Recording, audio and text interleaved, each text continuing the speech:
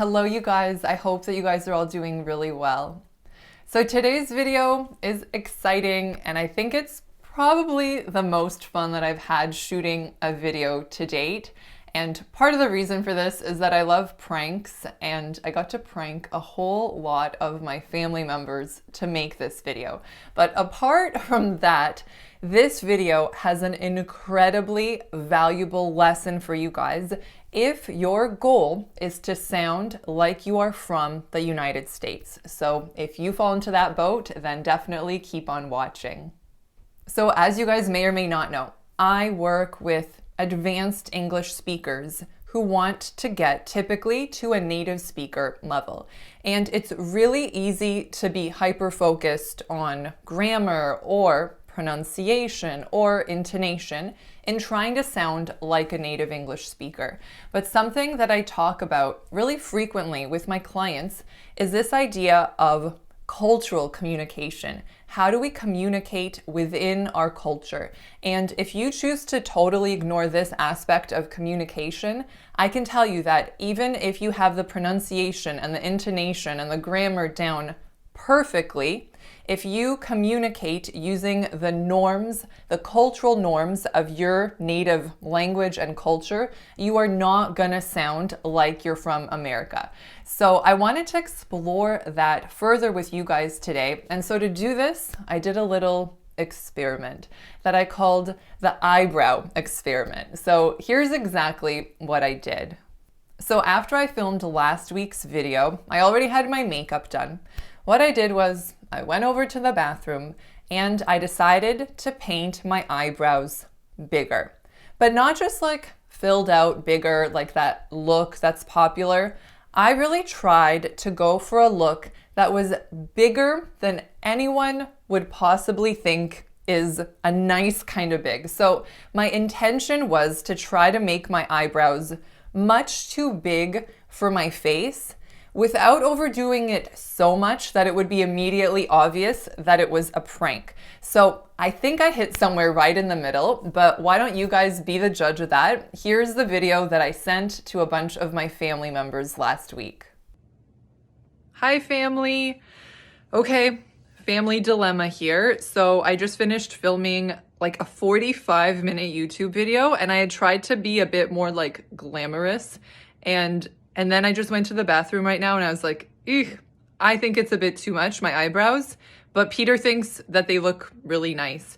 So I'm looking for other feedback because I want to be sure that I look decent before putting this out into the world. So I'm asking what you guys think. Let me know. Love you.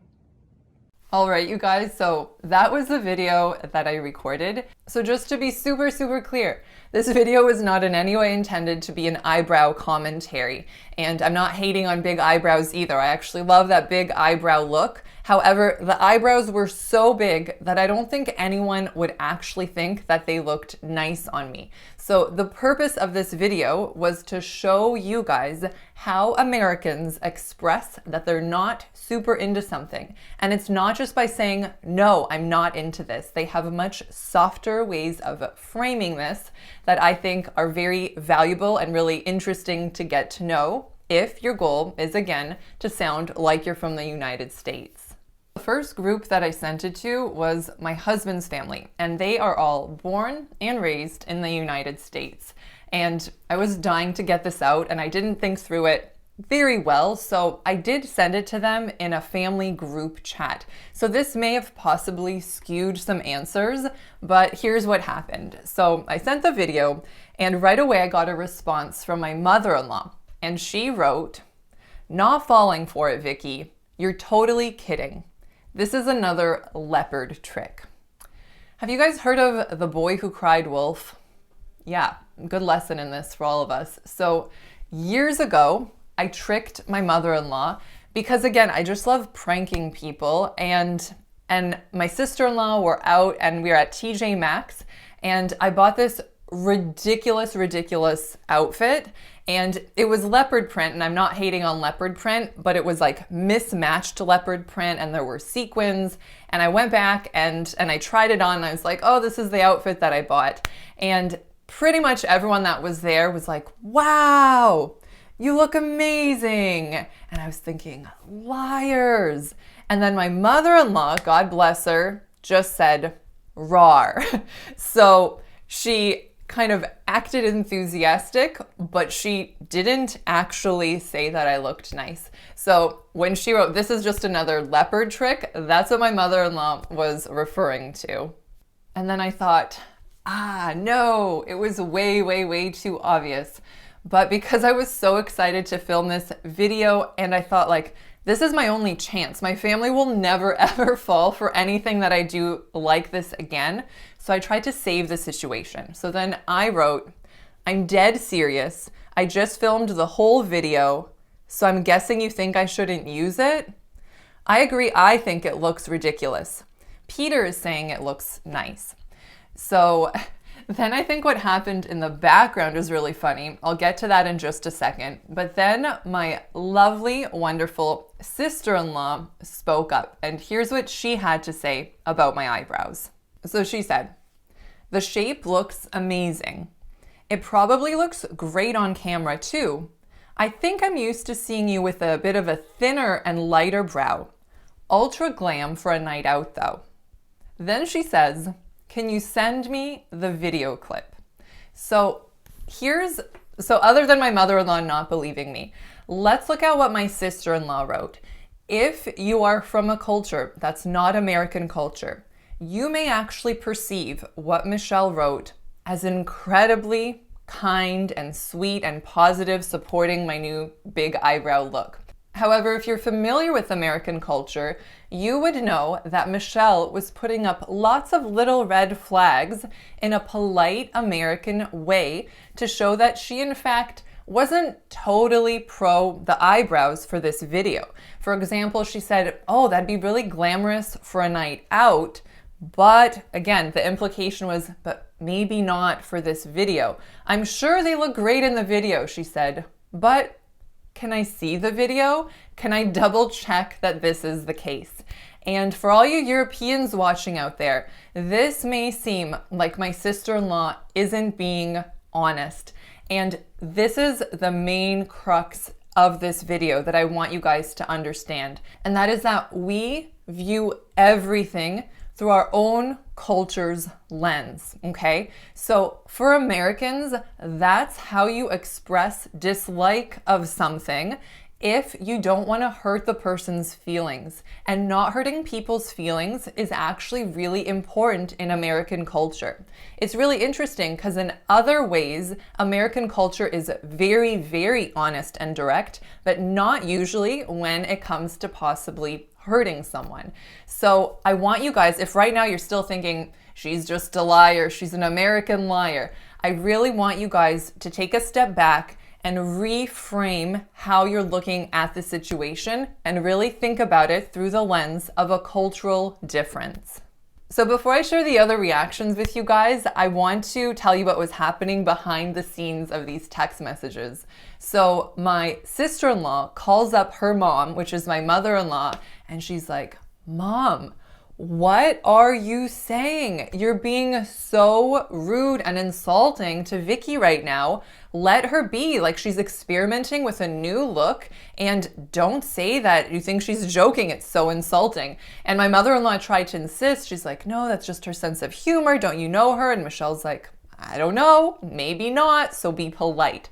So again, this was really kind of fun insider information that I learned about after everything was said and done. So my other sister-in-law was also in this text conversation, and here's what she had to say. So she said, I think it's a little heavy-handed, but I still think you're beautiful. So I think there's a lot of gems in this short little text. So notice that she wrote, I think they're a little heavy-handed. So it's again very American to not say they're way, way, way too big. She's saying, I think they're a little heavy-handed. And again, she's using a euphemism, a more polite way to say they're just much too big. And heavy-handed, of course, means that, you know, I wasn't really controlling my movements. My hand was a little bit too heavy in painting on these brows.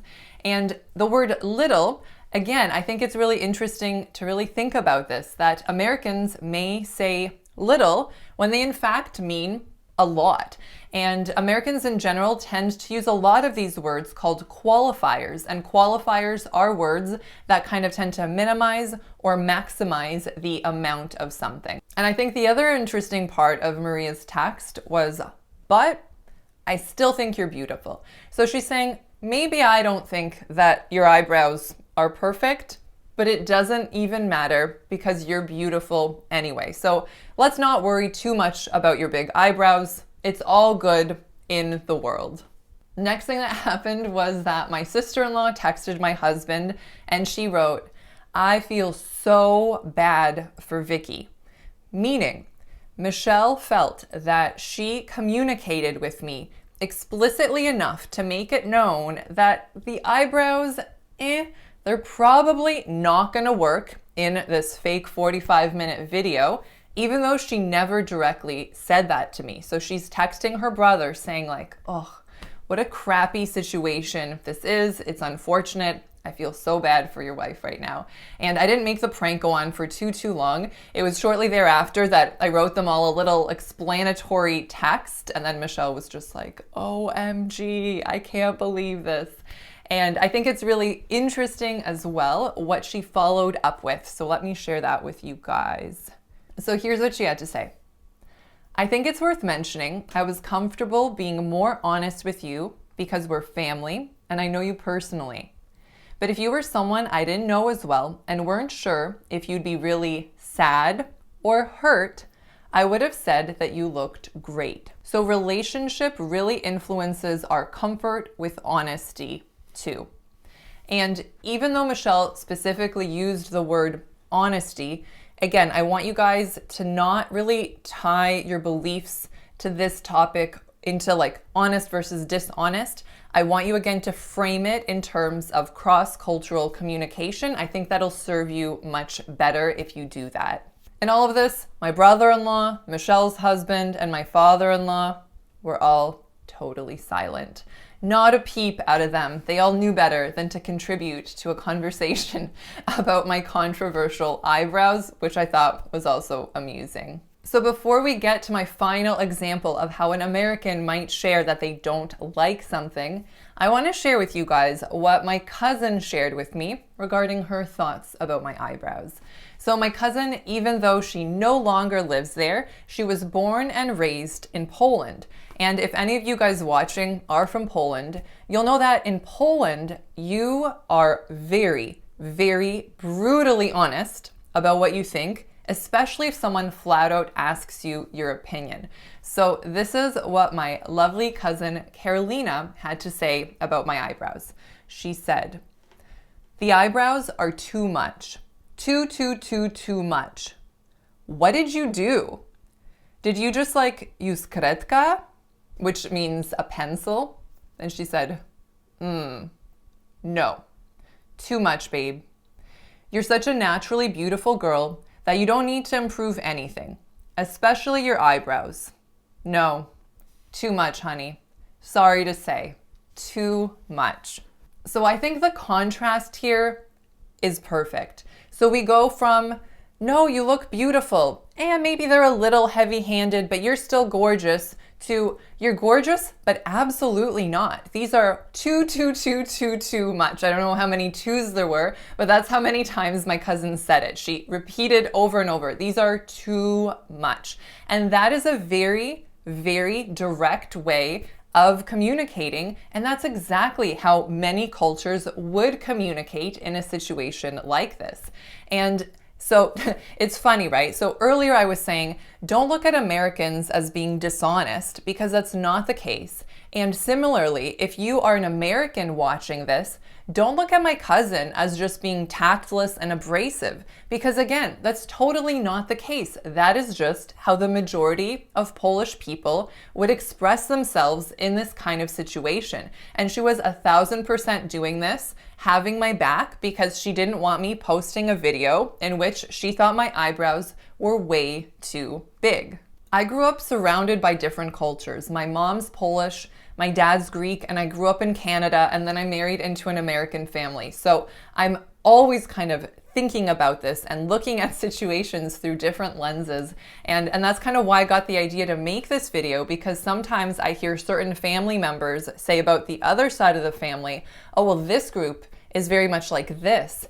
And that's just not the case. I mean, communication just differs drastically cross-culturally. And if you want to be an amazing communicator, you have to specifically educate yourself about these differences so you can communicate with people on their level and not seem like you're a liar and not seem like you're abrasive, but communicate with them exactly in a manner that they're expecting you to communicate in. So again, this isn't a right or a wrong. It's totally subjective, and it's very, very much based on the culture that we were raised in. Another thing that I think is extremely important to keep in mind is that this really goes beyond this idea of considering individual differences.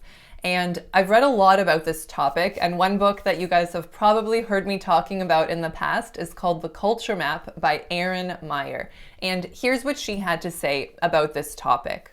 So she wrote, "Millions of people work in global settings while viewing everything from their own cultural perspectives and assuming that all differences, controversy, and misunderstanding are rooted in personality. This is not due to laziness. Many well-intentioned people don't educate themselves about cultural differences because they believe that if they focus on individual differences, that will be enough." Then she goes on a little bit later to write, "If you go into every interaction assuming that culture doesn't matter, your default mechanism will be to view others through your own cultural lens and to judge or misjudge them accordingly." I think what she's saying in these sentences is really powerful, and it's true. We can't just think about someone as an individual separate from their culture. If, for example, you didn't know that my cousin was raised in Poland, you really may think that she's just an extremely direct, but almost to a fault, North American. But if you know that she was raised somewhere else, you can say, oh, okay, she has that Polish honesty people talk about, and suddenly it's a lot more endearing. However, if that wasn't the case, you may think that she's rude, right? Which she's not rude, she's lovely, and she was just being honest in this case. So really, really good food for thought for you guys. Would you guys like to hear one more American reaction? So this is my wonderful cousin-in-law, Audrey's reaction. So she said, "Hey, okay, in my humble makeup opinion," and then she adds, "I'm not the expert. Michelle and my sister Abby are way more qualified. I love the color, but I might go a bit thinner." All right, so Audrey, again, is being very honest with me. It's extremely clear to me as I look at her words through my American filter that she's not into the eyebrows, but she's phrasing this very softly. She's saying, I think that she says, I might go a little bit thinner. So again, she's not saying go way thinner, just a little bit thinner. And she's not even saying go a bit thinner. She says, I think I might go a bit thinner. So again, if you really look at the words and think about them, she's also saying, I'm not the expert here. So she's saying, don't worry too much about my opinion. But since you're asking, I'm going to very graciously and gently tell you what I think. After I told Audrey the truth, she wrote to me, what's funny is that Michael, that's her husband, what's funny is that Michael's opinion was more European. He was like, no.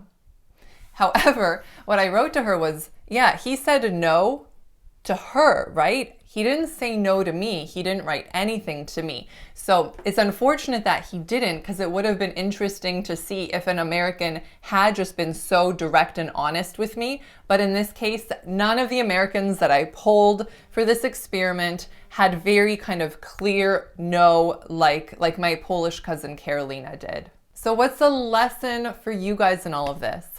It's that if you want to sound like you're from America, you have to educate yourself about differences in communication that are very much based on culture.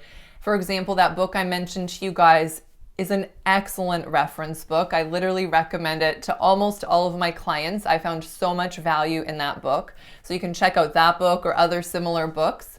And then the other big thing that you guys can and should do is to be a really good, curious observer. And by doing that, you're going to learn so much. I want to read you guys one more quote by Meyer here that I think is also really telling and really valuable.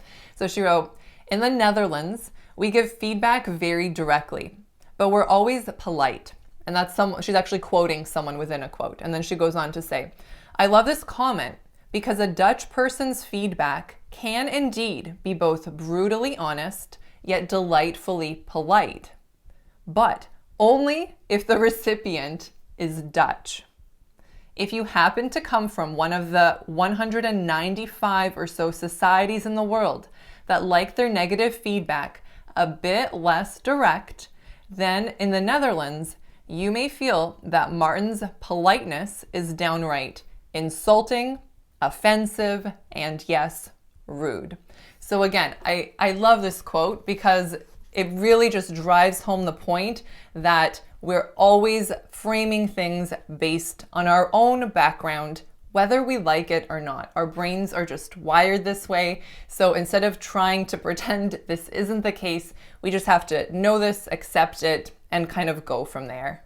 All right, so now I want to hear from you guys. If I had sent you that video, how would you have responded? How direct would you have been? Or how many euphemisms would you have used? And the other thing that I'm curious about, if you guys want to share, is what part of the world are you from and how direct is the feedback in your native country? I hope you guys found this video entertaining and fun. I wanted to do something a little bit more lighthearted considering the difficult times that are happening in the world right now. I think it's good to also have some laughs and try to distract ourselves when we can. All right, my friends, so that's it for today. Take good care, and I'll catch you guys in the next video. Bye.